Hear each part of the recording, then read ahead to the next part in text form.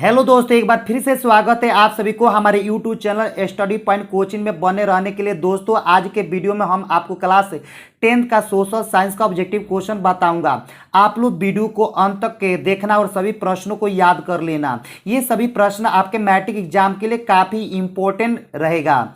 आप लोग वीडियो को जरूर अंत तक देखना। तो चले दोस्तों, देर न करते हुए वीडियो को स्टार्ट करते हैं।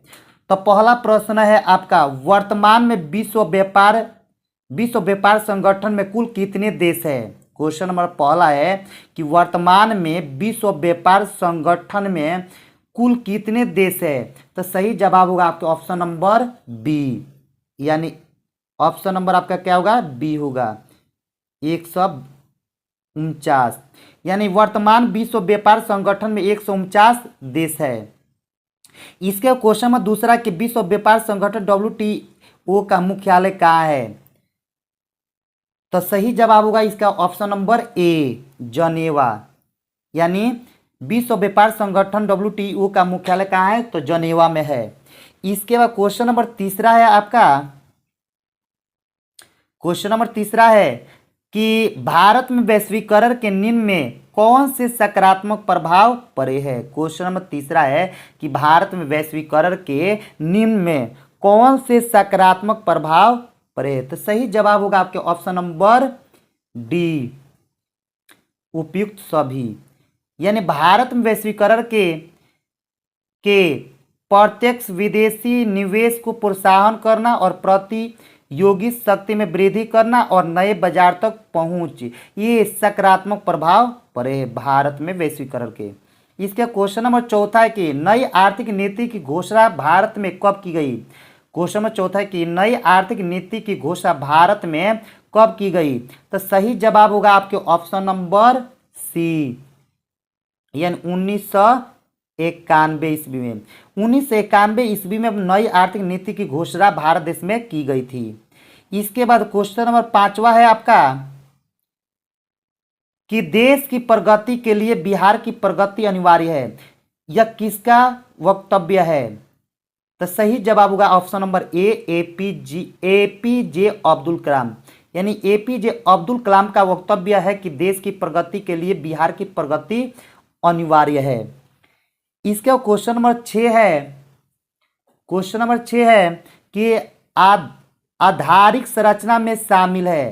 तो आधारिक संरचना में कौन शामिल है, तो वित्त है, संचार है, शिक्षा है, ये सभी क्या है, आधारित संरचना में शामिल है। यानी ऑप्शन नंबर क्या जगह डी, सही जवाब होगा ऑप्शन नंबर डी, उपयुक्त सभी। इसके क्वेश्चन नंबर 7वां है कि वैश्वीकरण का बिहार में निम्न में कौन सा सकारात्मक प्रभाव पड़ा है। तो सही जवाब होगा आपके ऑप्शन नंबर डी, उपयुक्त सभी। यानी कृषि उत्पादन में वृद्धि, निर्यात में वृद्धि और निर्धारणता में कमी, ये वैश्वीकरण का बिहार में सकारात्मक प्रभाव पड़ा है। इसके क्वेश्चन नंबर 8वां है कि वर्ष 1999 से 2000 में बिहार में निर्धनता का प्रतिशत है। तो option number A 42%, option number B 50%, option number D 60%, option number D इनमें से कोई नहीं। तो सही जवाब होगा आपके ऑप्शन नंबर ए, यानी 42%। यानी वर्ष 1999 से 2000 ईस्वी में बिहार में निर्धनता का प्रतिशत 42% है। इसके बाद क्वेश्चन नंबर 9 है कि नई आर्थिक नीति के उद्देश्य है। तो नई आर्थिक नीति का उद्देश्य आपका होगा कि उत्पादन इकाइयों की प्रतियोगी क्षमता को बढ़ाना, आर्थिक विकास की दर को बढ़ाना और सार्वजनिक क्षेत्र में कार्य संपादन में सुधार, ये सभी होगा। यानी ऑप्शन नंबर डी, सही जवाब होगा ऑप्शन नंबर डी, यानी उपयुक्त सभी। इसके बाद क्वेश्चन नंबर 10वां होगा कि भारत उपभोक्ता संरक्षण अधिनियम की घोषणा कब की। क्वेश्चन नंबर 10वां है कि भारत उपभोक्ता संरक्षण अधिनियम की घोषणा कब हुई। तो सही जवाब होगा आपके ऑप्शन नंबर ए, यानी 1986 ईस्वी में भारत उपभोक्ता संरक्षण अधिनियम की घोषणा हुई थी। इसका क्वेश्चन नंबर 11 के उपभोक्ता अधिकार दिवस कब मनाया जाता है। तो उपभोक्ता अधिकार दिवस से मनाया जाता है 15 मार्च को, यानी सही जवाब का ऑप्शन नंबर बी, यानी 15 मार्च को। 15 मार्च को उपभोक्ता अधिकार दिवस मनाया जाता है। इसके बाद क्वेश्चन नंबर 12 है आपका। 12 नंबर प्रश्न है कि राष्ट्रीय उपभोक्ता हेल्पलाइन नंबर क्या है। क्वेश्चन 12 की राष्ट्रीय उपभोक्ता हेल्पलाइन नंबर क्या है। तो सही जवाब होगा आपके ऑप्शन नंबर सी, यानी 1800 -11 -4000, ये क्या है, राष्ट्रीय उपभोक्ता हेल्पलाइन नंबर है। इसके बाद क्वेश्चन नंबर आपका 13 है कि स्वर्ण भूषण की परिशुद्धता को सुनिश्चित करने के लिए किस मान्यता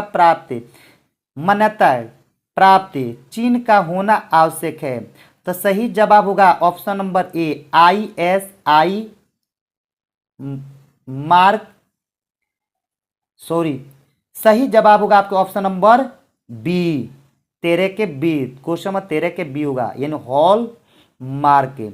यानी हॉल मार्क क्या हो जाएगा, ये आपके स्वर्ण भूषण की परिशुद्धता को सुनिश्चित करने के लिए ये चिन्ह का होना का काफी आवश्यक है, हॉल मार्क का। इसके बाद क्वेश्चन नंबर 14 है आपका, यदि किसी वस्तु या सेवा का मूल्य 20 रुपये से अधिक तथा 1 करोड़ से कम है तो उपभोक्ता शिकायत कहाँ करेगा। तो सही जवाब होगा इसका ऑप्शन नंबर बी, 14 के बी, राज्य आयोग। यानी राज्य आयोग में क्या करेगा, शिकायत करेगा। कब शिकायत करेगा, जब किसी वस्तु या सेवा का मूल्य 20 लाख से अधिक होगा और 1 करोड़ से कम होगा तो शिकायत राज्य आयोग में करेगा।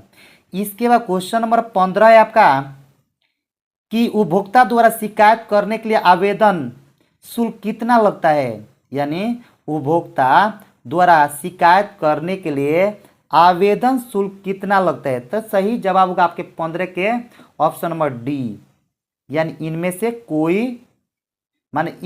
कोई शुल्क नहीं लगता। यानी कहने का अर्थ हुआ कि उपभोक्ता द्वारा शिकायत करने के लिए आवेदन शुल्क कोई शुल्क नहीं लगता है, यानी 1 रुपया भी नहीं लगता। अगर आपको शिकायत करना होगा तो इसमें 1 भी रुपया नहीं लगता, फ्री में आपको शिकायत करने की मौका दिया जाता है। इसके बाद क्वेश्चन नंबर आपका 16 है कि ग्राहक हमारी दुकान में आने वाला सबसे महत्वपूर्ण व्यक्ति है, वह हम पर निर्भर नहीं हम उन पर निर्भर है। यदि किसका वक्तव्य है, तो सही जवाब का आपके ऑप्शन नंबर 16 के ए, महात्मा गांधी। यानी महात्मा गांधी के वक्तव्य है कि ग्राहक जब हमारी दुकान में आने वाला सबसे महत्वपूर्ण व्यक्ति है तो वह हम पर निर्भर नहीं है, हम उन पर निर्भर रहते। किस पर, जो ग्राहक आता है दुकान में, हम ग्राहक पर निर्भर रहते हैं, जबकि का ग्राहक दुकानदार पर निर्भर नहीं रहता है, क्योंकि वो उसका जहाँ इच्छा करेगा वहाँ पर उस दुकान में जाकर वो अपने सामानों को खरीद सकता है, जबकि दुकानदार ग्राहक पर निर्भर रहता है। इसका क्वेश्चन नंबर 17 है कि बाजार का महत्वपूर्ण अंग है। तो बाजार का महत्वपूर्ण अंग क्या है, तो सही जवाब होगा आपके ऑप्शन नंबर ए, यानी 17 का ए, उपभोक्ता। यानी बाजार का सबसे महत्वपूर्ण अंग कौन है, उपभोक्ता। और उपभोक्ता नहीं रहेगा तो बाजार भी नहीं रहेगा, और बाजार रहेगा तो खरीदने वाला ही नहीं रहेगा तो का बाजार किस तरह चलेगा। इसलिए उपभोक्ता रहेगा, यानी वस्तु को खरीदने वाला रहेगा तब तो बाजार आपका रहेगा। इसलिए बाजार का महत्वपूर्ण अंग है, हिस्सा कौन, उपभोक्ता। इसके बाद क्वेश्चन नंबर आपका 18 है कि उपभोक्ता को निम्न में किसकी जानकारी आवश्यक है। तो सही जवाब होगा आपके ऑप्शन नंबर डी, यानी उपयुक्त सभी। यानी उपभोक्ता को वस्तु का गुण, वस्तु का मात्रा और गुणवत्ता की जानकारी आवश्यक है। यानी इस सबकी जानकारी क्या रखना काफ़ी आवश्यक है, तब क्या हमारा उपभोक्ता क्या सही सामानों का खरीदारी कर सकता है। अगर क्या वस्तु का गुण की पता न हो, उसकी मात्रा की पता न हो, गुणवत्ता की मात्रा न हो, तो क्या उपभोक्ता हमारा उपभोक्ता का काफ़ी क्षति पहुंचेगा, नुकसान पहुंचेगा। इसके क्वेश्चन नंबर आपका 19 है, उपभोक्ता राहत के निम्न में कौन से तरीके हैं। तो सही जवाब होगा ऑप्शन नंबर डी, यानी 19 के डी उपयुक्त सभी। यानी उपभोक्ता राहत के तरीके सामान से खराबी हटाना, ऑप्शन सामान के बदलना और सेवाओं में त्रुटि हटाना, ये सब का उपभोक्ता के क्या है, राहत के तरीके हैं। इसके बाद क्वेश्चन नंबर आपका 20 है कि उपभोक्ता जागरूकता हेतु आकर्षण नारे है। उपभोक्ता जागरूकता हेतु आकर्षक नारे है। तो सही जवाब होगा आपका ऑप्शन नंबर डी उपयुक्त सभी। यानी उन उपभोक्ता जागरूकता हेतु आकर्षक नारे होते कि जागो ग्राहक जागो, ग्राहक सावधान और अपने अधिकारों को पहचानो। यानी उनका नारा होता कि जागो ग्राहक जागो, जो ग्राहक क्या है अपने मन सोया हुआ है, उस ग्राहक को अपने हक के लिए क्या आवाज़ उठाया जा रहा है, उसे माने उसे उत्साहित किया जाता है। यानी उसको पता नहीं, उसे नॉलेज नहीं, उसे नॉलेज दिया जाता है और ग्राहक को सावधान कराया जाता है और क्या अपने अधिकार को पहचानने को बोला जाता है। ये सब का मन उपभोक्ता जागरूकता के मन आकर्षक नारा होता है। यानी सही जवाब होगा आपके ऑप्शन नंबर डी। इसके क्वेश्चन नंबर आपका 21 की वर्तमान में भारत में जिला फॉर्म है। वर्तमान में भारत में जिला फॉर्म है। तो सही जवाब होगा आपके ऑप्शन नंबर सी, यानी 582। क्या होगा ऑप्शन नंबर बी 582। यानी वर्तमान में भारत में क्या जिला फॉर्मों की संख्या 582 है। इसके बाद क्वेश्चन नंबर आपका 22 है कि वर्तमान में देश उपभोक्ता के विवादों के निपटारे के लिए कितने राज्य आयोग काम कर रहे हैं। तो सही जवाब होगा आपके ऑप्शन नंबर ए, यानी 22 के ए 35। यानी वर्तमान में देश उपभोक्ता के विवादों के निपटारे के लिए 35 राज्य आयोग काम कर रहे हैं। इसके बाद क्वेश्चन नंबर आपका 23 है कि यदि वस्तु या सेवा का मूल्य 20 लाख से कम है तो उपभोक्ता निम्न में कहाँ शिकायत दर्ज कर सकता है। क्वेश्चन नंबर 23 है कि यदि वस्तु या सेवा का मूल्य अगर 20 लाख से कम है तो उपभोक्ता निम्न में कहाँ शिकायत दर्ज करेगा। तो सही जवाब होगा आपके ऑप्शन नंबर ए यानी जिला फॉर्म। अगर 20 लाख से कम होगा उसका मूल्य तो का जिला फॉर्म में क्या करेगा, अपने शिकायती की दर्ज करा सकता है। इसके क्वेश्चन नंबर आपका 24 है कि यदि किसी वस्तु का मूल्य 20 लाख से अधिक लेकिन 1 करोड़ से कम है तो उपभोक्ता अपना शिकायत निम्न में से कहाँ करेगा। तो सही जवाब होगा आपके ऑप्शन नंबर बी, यानी राज्य आयोग। जब उसका क्या 20 लाख से माने वस्तु की मूल्य अगर 20 लाख से अधिक होगा और तब और 1 करोड़ से कम होगा तब वो अपना शिकायत वो दर्ज करा सकता है राज्य आयोग में। इसके बाद क्वेश्चन नंबर 25 है कि यदि किसी वस्तु या सेवा का मूल्य 1 करोड़ से अधिक है तो उपभोक्ता अपनी शिकायत निम्न में कहाँ दर्ज कराएगा। तो सही जवाब होगा आपके ऑप्शन नंबर बी, राष्ट्रीय आयोग। अगर क्या मान किसी वस्तु या सेवा का मूल्य अगर 1 करोड़ से अधिक होता है तो उपभोक्ता अपना शिकायत दर्ज कराएगा कहाँ पर, राष्ट्रीय आयोग के पास। इसके क्वेश्चन नंबर 26 है। 26वां प्रश्न है कि राष्ट्रीय महिला का गठन निम्न में से किस उद्देश्य की प्राप्ति के लिए की गई है।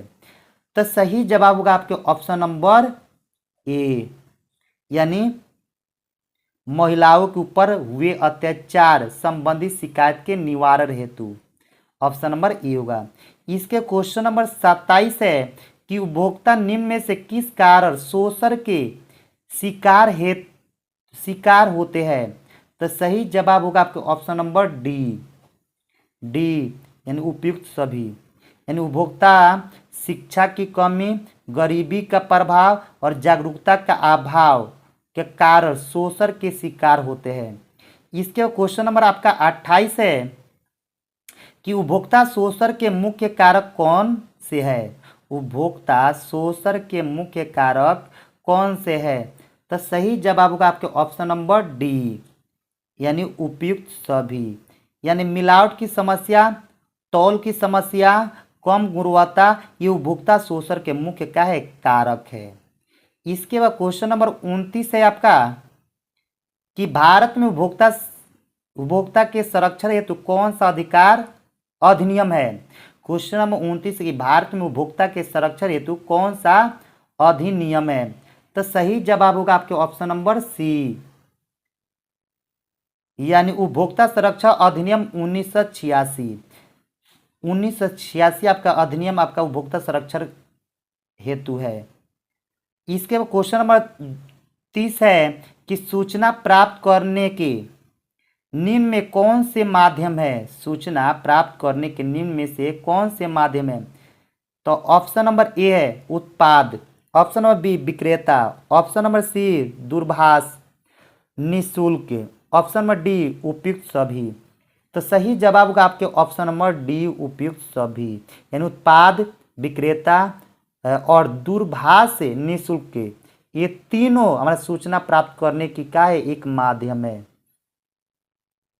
तो दोस्तों इसी प्रकार के वीडियो देखने के लिए मेरे चैनल को सब्सक्राइब कर लाइक करिए और कमेंट करिए। तब तक जय हिंद जय भारत, फिर मिलेंगे वीडियो में।